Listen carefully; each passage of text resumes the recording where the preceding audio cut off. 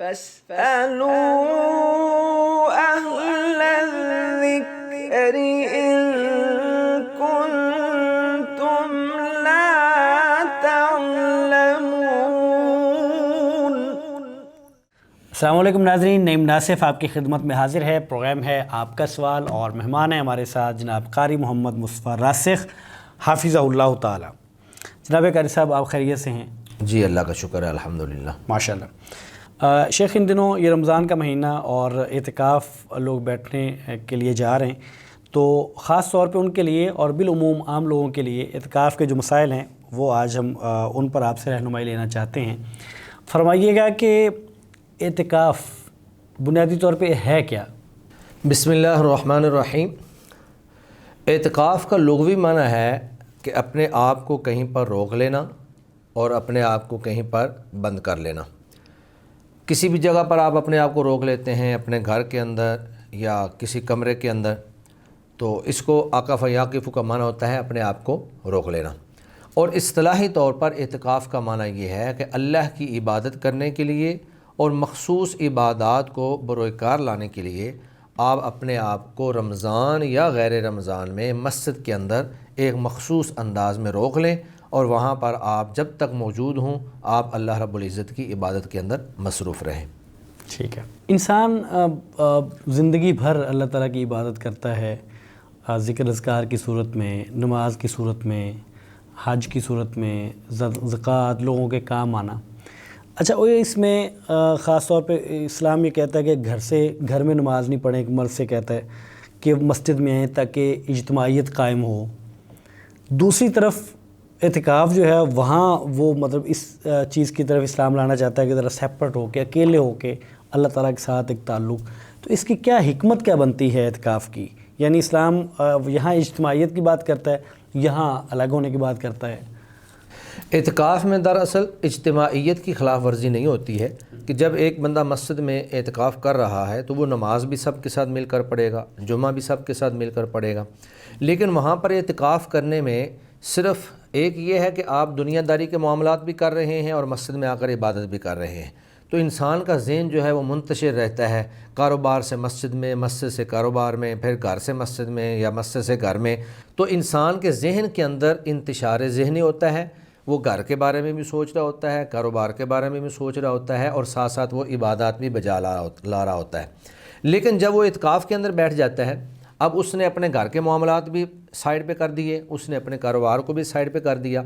تو گویا کہ اس نے اپنے آپ کو عبادت کے لیے مخصوص کر لیا، اور سارے معاملات کو ایک سائڈ پہ کر انتہائی یکسوئی کے ساتھ، توجہ کے ساتھ اور انہماک کے ساتھ وہ اللہ تعالیٰ سے دعائیں کرتا ہے، ذکر و اذکار کرتا ہے، قرآن مجید کی تلاوت کرتا ہے، تو انسان کا جو انتشار ذہنی ہوتا ہے وہ اعتکاف سے ختم ہو جاتا ہے۔ تو اعتکاف کا مقصد ہی یہی ہے کہ دنیا سے کٹ کر آپ اللہ کے ساتھ اپنی لائن کو ملائیں۔ تو جب انسان مسلسل 10 دن یا چند دن یا جتنے دن کا بھی وہ اعتکاف کر رہا ہے، وہ مسلسل ایک روحانی ماحول کے اندر رہے گا، پاکیزہ جگہ پہ رہے گا، نمازوں کا اہتمام کر رہا ہوگا، تو پھر اس کے اندر وہ جو خلوص اور خضوع خشوع کا جو معیار ہے وہ ایک بلند ترین اور اعلیٰ سطح پر اس کو حاصل ہوگا، جو انسان کو عمومی حالات میں حاصل نہیں ہو سکتا ہے۔ درست ہے۔ اچھا، لوگ اعتکاف کرتے ہیں ہمارے ہاں ماشاءاللہ سے، اور ہر آنے والے سال میں لوگوں کا شوق بڑھتا جا رہا ہے، تو بنیادی طور پہ اعتکاف کیا فرض ہے یا یہ سنت ہے؟ اس کا حکم کیا ہے؟ اس کی حیثیت کیا ہے؟ اعتکاف کی دو شکلیں ہیں۔ ایک تو یہ ہے کہ آپ نے اعتکاف کے بارے میں نظر مان لی، آپ نے کہا جی میں نے اعتکاف کرنا ہے، تو اب آپ کے اوپر اعتکاف کرنا واجب اور ضروری ہو جائے گا، کیونکہ آپ نے نظر مانی ہے۔ الا یہ کہ آپ اپنی نظر کو بھی ختم کرنا چاہتے ہیں اور نظر کا آپ کفارہ ادا کر سکتے ہیں، جس طرح کہ نبی مکرم صلی اللہ علیہ وسلم کی حدیث ہے کہ کفارۃ النظر کفارۃ الیمین، کہ نظر کا کفارہ بھی وہی ہے جو کہ قسم کا کفارہ ہے، لیکن عمومی حالات میں وہ آپ کے اوپر ایک واجب ہے اور اس کو ادا کرنا آپ کے اوپر ضروری ہے۔ تو اگر آپ نے نظر نہیں ماننی ہے، آپ ویسے اعتکاف کرنا چاہتے ہیں، تو وہ نبی مکرم صلی اللہ علیہ وآلہ وسلم کی سنت ہے، وہ کسی کے اوپر کوئی واجب نہیں ہے، نہ وہ واجب فرض عین ہے نہ فرض کفایہ ہے، بلکہ جو ادا کرنا چاہتا ہے، اس کی فضیلت کو حاصل کرنا چاہتا ہے، اور تنہائی کے اندر، یکسوئی کے اندر اور انتشار ذہنی سے آزاد ہو کر کوئی اللہ کی عبادت کرنا چاہتا ہے تو وہ شخص وہاں پہ کر سکتا ہے۔ جب کوئی شخص یہ سب کچھ کر لیتا ہے، وہ گھر بار بھی چھوڑ دیتا ہے، مسجد میں آ جاتا ہے اور اس کا ایک تعلق بن جاتا ہے، تو ایک تو عمومی فائدہ ہے نا کہ نمازیں باجماعت اور مسجد کے ساتھ ایک گہرا تعلق، تو کیا اس کی بالخصوص اعتکاف کرنے کی فضیلت موجود ہے؟ اعتکاف کرنے کی سب سے بڑی فضیلت یہی ہے کہ یہ نبی مکرم صلی اللہ علیہ وآلہ وسلم کی سنت مبارکہ ہے، اور ہر مسلمان جو اللہ کے نبی کے ساتھ محبت کرتا ہے اور محبت کا دعویٰ رکھتا ہے، اور ہر مسلمان محبت کرتا ہے، جس نے بھی کلمہ پڑھا ہے وہ رسول اللہ صلی اللہ علیہ وسلم کے ساتھ اور آپ کی سنتوں کے ساتھ محبت کرتا ہے۔ تو یہ اللہ کے نبی صلی اللہ علیہ وسلم کا طریقہ ہے، جہاں ہم دیگر تمام سنتوں کو اپنانے کی اور ان کا اہتمام کرنے کی کوشش کرتے ہیں، وہیں پر مسلمان جو ہیں اللہ کے نبی کی اس سنت کو بھی اپنانے کی کوشش کرتے ہیں۔ قرآن مجید کے اندر اللہ رب العزت فرماتے ہیں وَلَا تُبَاشِرُوهُنَّ وَأَنْتُمْ عَاكِفُونَ فِي الْمَسَاجِدِ، کہ آپ اپنی بیویوں کے ساتھ مباشرت نہ کریں جب آپ اللہ کے گھروں میں مساجد میں اعتکاف کر رہے ہوں۔ تو گویا کہ اس آیت میں بھی اعتکاف کرنے کی فضیلت کی طرف اشارہ ہے۔ اسی طرح ایک جگہ اللہ تعالیٰ فرماتے ہیں ان طہر بیتی للطائفین والعاکفین والرکع السجود، کہ حضرت ابراہیم علیہ السلام اور اسماعیل علیہ السلام کو اللہ تعالیٰ نے حکم دیا کہ آپ میرے گھر بیت اللہ کو طواف کرنے والوں کے لیے اور اعتکاف کرنے والوں کے لیے، اسی طرح رکوع اور سجدہ کرنے والوں کے لیے۔ تو اعتکاف کرنا گویا کہ یہ بھی ایک عبادت ہے، جس طرح رکوع عبادت ہے، سجدہ کرنا عبادت ہے، بیت اللہ کا طواف کرنا عبادت ہے، اسی طرح اللہ کے گھروں کے اندر اعتکاف کرنا یہ بھی ایک عبادت ہے۔ تو اللہ تعالیٰ نے اسماعیل علیہ السلام اور ابراہیم علیہ السلام کو حکم دیا کہ آپ میرے گھروں کو اعتکاف کرنے والوں کے لیے اور طواف کرنے والوں کے لیے صاف کریں۔ اور نبی مکرم صلی اللہ علیہ وآلہ وسلم سے بے شمار احادیث کے اندر یہ بات ثابت ہے کہ آپ صلی اللہ علیہ وآلہ وسلم جو ہیں رمضان کے آخری عشرے میں اعتکاف کیا کرتے تھے۔ اسی طرح رسول اللہ صلی اللہ علیہ وآلہ وسلم سے یہ بات بھی ثابت ہے کہ اللہ کے نبی صلی اللہ علیہ وآلہ وسلم نے اپنی وفات تک ہر سال جو ہے وہ رمضان میں 10 دن اعتکاف کیا، اور جو آخری رمضان تھا اس میں آپ صلی اللہ علیہ وسلم نے جا کر 20 دن اعتکاف کیا۔ جی ٹھیک ہے۔ اور پھر اسی طرح آپ کے بعد آپ کی ازواج ہماری امہات المومنین جو ہیں وہ بھی اعتکاف کیا کرتی تھی۔ تو یہ اعتکاف جو ہے رسول اللہ کی سنت ہے، امہات المومنین کی سنت ہے۔ تو کسی بھی عمل کے لیے اس کے افضل ہونے کے لیے یہی کافی ہے کہ وہ پیارے نبی صلی اللہ علیہ وسلم کی سنت ہو اور آپ صلی اللہ علیہ وسلم نے اس کو کیا ہو۔ اس کے بارے میں بعض احادیث بھی ہیں، ہم سنتے ہیں، بس اوقات پڑھتے بھی ہیں۔ تو آپ نے احادیث کا ابھی جب آپ نے فضیلت بتائی تو آپ نے اس میں احادیث کو نہیں لے کے آئے، تو کیا وہ احادیث جو ہیں وہ استنادی حیثیت میں ٹھیک نہیں ہیں یا موجود ہیں اس کی فضیلت میں؟ فضیلت کے حوالے سے میں نے بتلایا کہ آپ صلی اللہ علیہ وسلم کی سنت کا ہونا یہی اس کی فضیلت کے لیے کافی ہے۔ باقی 3-4 احادیث مختلف کتابوں کے اندر موجود ہیں جن میں اعتکاف کی فضیلت جو ہے وہ بیان کی گئی ہے۔ ایک حدیث جو ہے ابن ماجہ کے اندر موجود ہے کہ نبی مکرم صلی اللہ علیہ وآلہ وسلم نے اعتکاف کے بارے میں فرمایا کہ اس کے جو گناہ ہیں وہ رک جاتے ہیں اور اس کی نیکیوں کا سلسلہ جو ہے وہ جاری ہو جاتا ہے۔ تو امام البانی رحمہ اللہ نے اس حدیث کو بھی ضعیف قرار دیا ہے۔ اسی طرح ایک حدیث ہے کہ نبی مکرم صلی اللہ علیہ وآلہ وسلم نے فرمایا کہ جو شخص اللہ کی رضا کے لیے اعتکاف کرتا ہے، اللہ تعالیٰ اس کے اور جہنم کے درمیان 3 خندقوں کا فاصلہ پیدا کر دیتے ہیں، اور ان میں سے ہر خندق اتنی دور ہوتی ہے یا اتنی چوڑائی والی ہوتی ہے کہ جتنا مشرق اور مغرب کے درمیان فاصلہ ہے۔ لیکن یہ حدیث بھی ضعیف ہے، امام البانی رحمہ اللہ نے اس حدیث کو بھی ضعیف قرار دیا ہے۔ ایک حدیث جو ہے ضعیف، یہ الجامع کے اندر امام البانی نے بیان فرمائی ہے کہ من اعتکف ایمانا واحتسابا غفر له ما تقدم من ذنبه، جو شخص ایمان کی حالت میں اور اللہ سے اجر کی امید رکھتے ہوئے اعتکاف کرتا ہے، اللہ اس کے سابقہ پچھلے سارے گناہ جو ہیں وہ معاف فرما دیتے ہیں۔ یہ حدیث بھی ضعیف ہے۔ اسی طرح ایک حدیث جو ہے حضرت حسین بن علی رضی اللہ تعالی عنہ ان سے روایت کی گئی کہ رسول اللہ صلی اللہ علیہ وسلم نے فرمایا کہ من اعتکف عشرا فی رمضان کان کحجتین و عمرتین، جو شخص رمضان میں 10 دن اعتکاف کرتا ہے اللہ تعالیٰ اس کو 2 حجوں اور 2 عمروں کا ثواب عطا فرماتے ہیں۔ تو امام البانی رحمہ اللہ نے کہا کہ یہ حدیث ضعیف ہے، بلکہ کہا کہ یہ موضوع اور من گھڑت روایت ہے، یہ کسی بھی کتاب کے اندر مستند انداز میں موجود نہیں ہے۔ تو یہ 4 احادیث جو ہیں مختلف کتابوں کے اندر موجود ہیں، لیکن چاروں کی چاروں احادیث ہی ضعیف ہیں۔ تو گویا کہ ہم یہ روایات تو ہم اعتکاف کی فضیلت میں پیش نہیں کر سکتے، لیکن قرآن مجید کی وہ آیات کہ وَلَا تُبَاشِرُوهُنَّ وَأَنْتُمْ عَاكِفُونَ فِي الْمَسَاجِدِ، ایک یہ آیت، اور دوسری جو اللہ تعالیٰ نے ابراہیم علیہ السلام اور سیدنا اسماعیل علیہ السلام سے کہا کہ ان طہر بیتی للطائفین والعاکفین والرکع السجود۔ اچھا، یہ جو دوسری آیت ہے نا، اس میں ایک اور نقطہ سمجھ میں آتا ہے کہ یہ اعتکاف صرف ہماری امت محمدیہ میں ہی نہیں، بلکہ یہ پہلی امتوں کے اندر بھی یہ عبادت موجود تھی، چونکہ اللہ تعالیٰ نے ابراہیم علیہ السلام اور اسماعیل علیہ السلام سے کہا، تو گویا کہ اس کا مطلب یہ ہے کہ اس دور میں بیت اللہ کے اندر لوگ اعتکاف کرنے والے بھی موجود ہوا کرتے تھے۔ تو یہ آیات اور نبی مکرم صلی اللہ علیہ وسلم کا طریقہ اور آپ کا عمل، یہی اس کی فضیلت کے لیے کافی ہے۔ باقی یہ چاروں کی چاروں احادیث جو اس کے فضائل کے اندر موجود ہیں، چاروں احادیث ضعیف ہیں۔ نہیں، تو اس کا مطلب یہ ہوا کہ اگر ایک چیز آپ صلی اللہ علیہ وسلم سے ثابت ہے بطور سنت کے، وہ صحیح حدیث سے ثابت ہے، دوسری طرف کچھ احادیث آتی ہیں جو فضائل پر مبنی ہیں لیکن وہ ضعیف ہیں، تو چونکہ ایک چیز ثابت ہے صحیح حدیث سے، اور یہ جو باقی چیزیں ہیں، باقی جو حدیث جو ضعف کے ساتھ ہیں، ضعیف سند کے ساتھ ہیں، تو کیا ان سے کچھ نہ کچھ مطلب ہم کچھ چیز سمجھ سکتے ہیں، یہ فائدہ دیں گی اس کو، اس فضیلت کو بڑھانے کے لیے، یا یہ 0/0 ہیں؟ جی، یہ بات آپ کی ٹھیک ہے کہ اگر ایک حدیث صحیح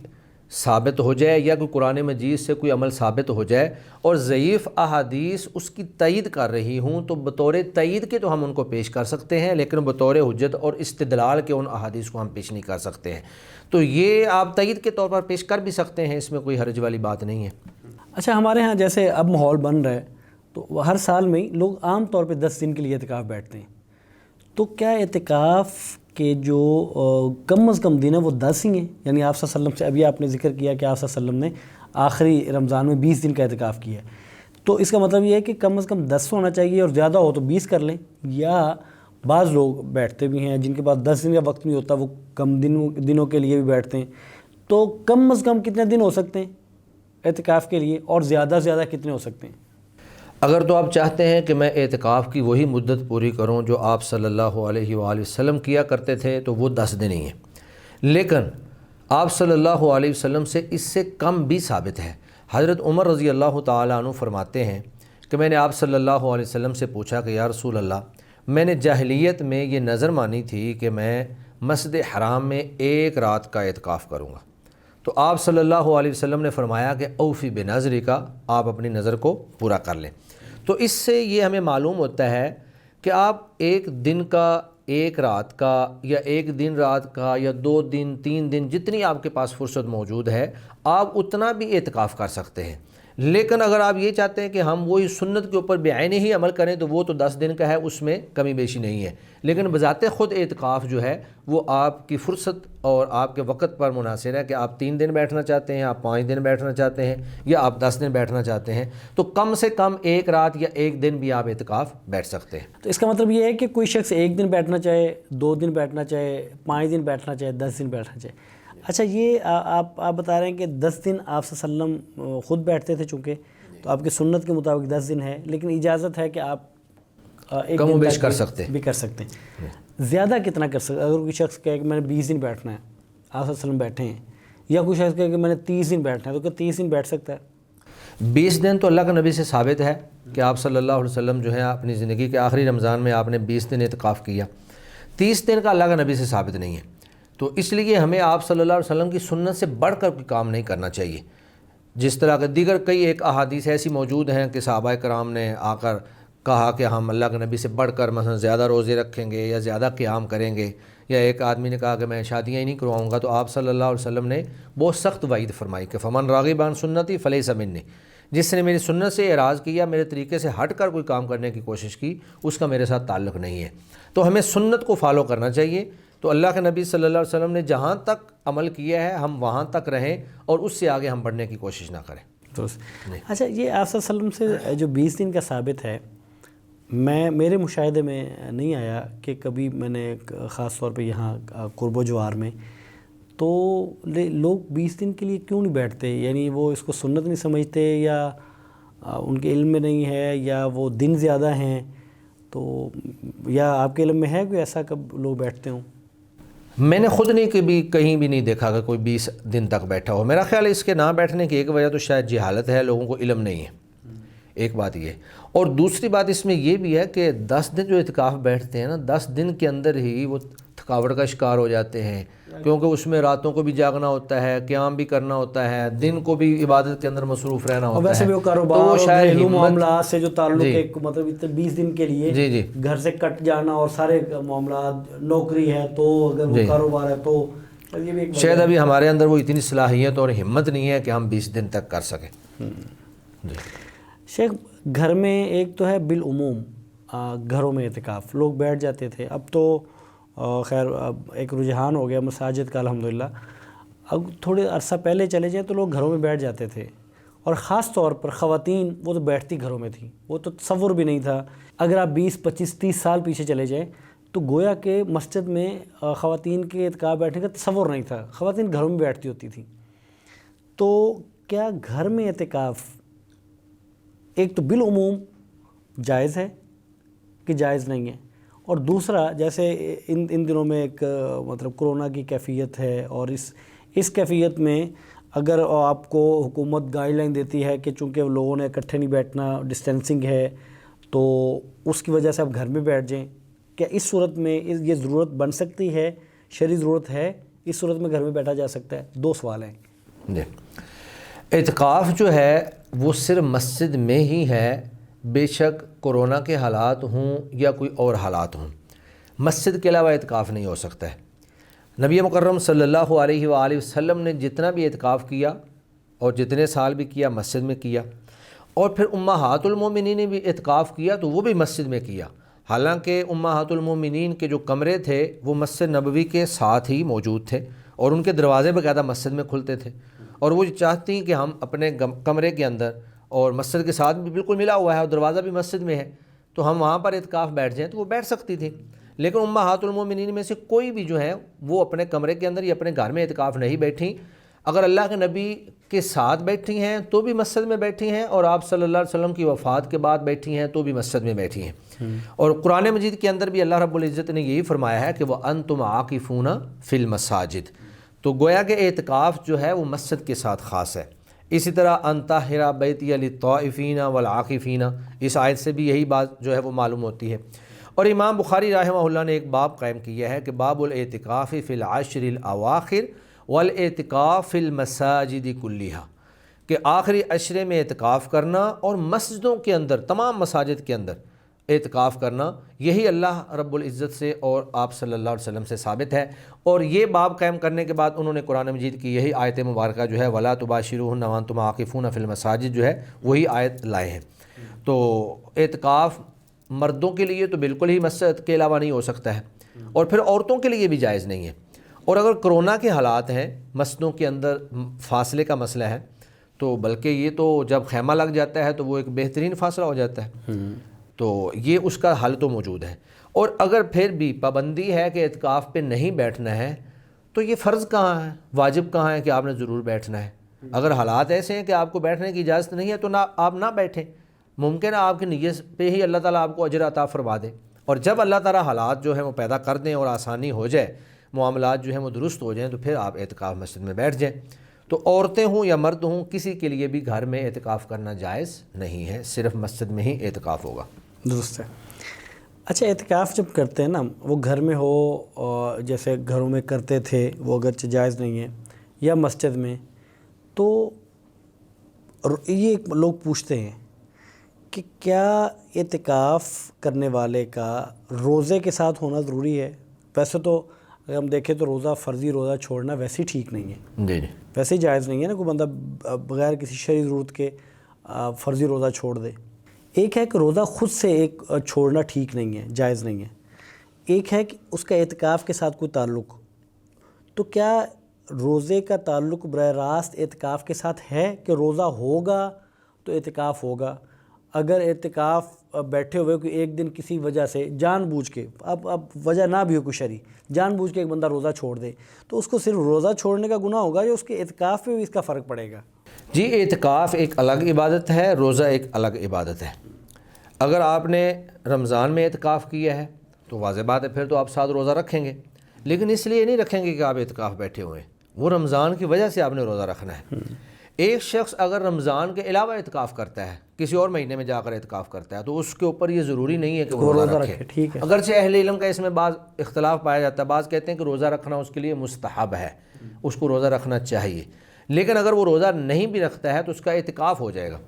اب یہی حدیث جو پیچھے گزری ہے حضرت عمر رضی اللہ تعالیٰ عنہ کی، کہ میں نے اعتکاف کی نظر مانی کہ ایک رات جو ہے وہ میں بیت اللہ میں اعتکاف کروں گا۔ اب یہ تو بات واضح ہے کہ رات کے ٹائم تو انسان کا روزہ نہیں ہوتا ہے، اور ویسے بھی جب معتکف اعتکاف میں موجود ہوتا ہے تو اس کا دن کو روزہ ہوتا ہے، رات کو تو روزہ نہیں ہوتا ہے۔ تو اس کا مطلب یہ ہے کہ اعتکاف کے لیے روزہ دن کو رکھنا مستحب ضرور ہے، بہتر ضرور ہے، لیکن اس کا اعتکاف کے ساتھ تعلق نہیں ہے کہ اگر آپ نے روزہ نہیں رکھا تو آپ کا اعتکاف ختم ہو جائے گا یا آپ گناہ گار ہوں گے۔ تو اگر رمضان کا روزہ چھوڑ رہے ہیں تو وہ رمضان کا چھوڑنے کی وجہ سے گناہ گار ہوں گے، لیکن اگر آپ اعتکاف ہی رمضان کے علاوہ کر رہے ہیں تو پھر آپ کے لیے کوئی مسئلہ نہیں ہے، ضروری نہیں ہے کہ آپ روزہ رکھیں۔ اچھا شیخ، یہاں یہ جو ہمارے تقریباً تمام مساجد میں تقریباً اعتکاف ہوتا ہے، جبکہ ایک طرف ایک روایت ذکر کی جاتی ہے کہ لا اعتکاف الا فی ثلاثۃ مساجد، تو اب یہ 3 مساجد کے علاوہ اعتکاف نہیں ہے، اور ہمارے ہاں تو اعتکاف ہوتا ہے۔ جی اللہ رب العزت نے قرآن مجید کے اندر عمومی الفاظ استعمال کیے ہیں، وَأَنْتُمْ عَاكِفُونَ فِي الْمَسَاجِدِ، تم مساجد میں اعتکاف کر رہے ہو۔ اب وہ مساجد کوئی بھی مسجد ہو سکتی ہے، وہ یہ تینوں مساجد بھی ہو سکتی ہیں، ان کے علاوہ اور مساجد بھی ہو سکتی ہیں۔ اور امام بخاری رحمہ اللہ نے بخاری کے اندر ایک باب قائم کیا ہے کہ وَالْاعْتِقَافُ فِي الْمَسَاجِدِ كُلِّهَا، باب الاعتکاف فی المساجد کلیہا، یعنی تمام مساجد میں اعتکاف کرنے کا بیان، اور انہوں نے دلیل کے طور پر قرآن مجید کی یہی آیت جو ہے وہ پیش کی ہے۔ تو اصل حکم یہی ہے کہ آپ کسی بھی مسجد میں اعتکاف کر سکتے ہیں، وہ یہ تینوں مساجد ہوں، بیت اللہ، مسجد نبوی اور مسجد اقصیٰ، یا ان کے علاوہ کوئی اور مسجد ہو۔ باقی جو یہ روایت ہے کہ لا اعتکاف الا فی ثلاثۃ مساجد، یہ حدیث ضعیف ہے، امام البانی رحمہ اللہ نے اس کو ضعیف قرار دیا ہے۔ ہاں البتہ ان تینوں مساجد کے حوالے سے جو صحیح روایت ہے وہ یہ ہے کہ لا تشد الرحال الا الی ثلاثۃ مساجد، کہ نیکی کی نیت سے سفر کرنا ان 3 مساجد کے علاوہ کسی اور مسجد کی طرف جائز نہیں ہے۔ وہ تو ٹھیک ہے، لیکن یہ روایت جو ہے نا کہ ان 3 مساجد کے علاوہ آپ اعتکاف کر نہیں سکتے، اگر یہ روایت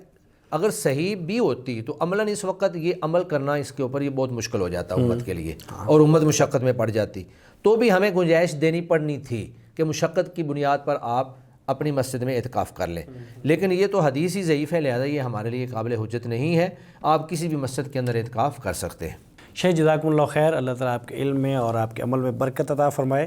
ناظرین، یہ تھا پروگرام اعتکاف کے موضوع پر کچھ مسائل جن کا ہم نے ذکر کیا اور ان پر ہم نے رہنمائی لی۔ کچھ سوالات باقی ہیں، کچھ مسائل باقی ہیں اعتکاف سے متعلق ہی، انشاءاللہ تعالیٰ ہم اپنے اگلے پروگرام میں ان پر بات کریں گے۔ اگلے پروگرام تک کے لیے اجازت دیجیے۔ السلام علیکم ورحمۃ اللہ وبرکاتہ۔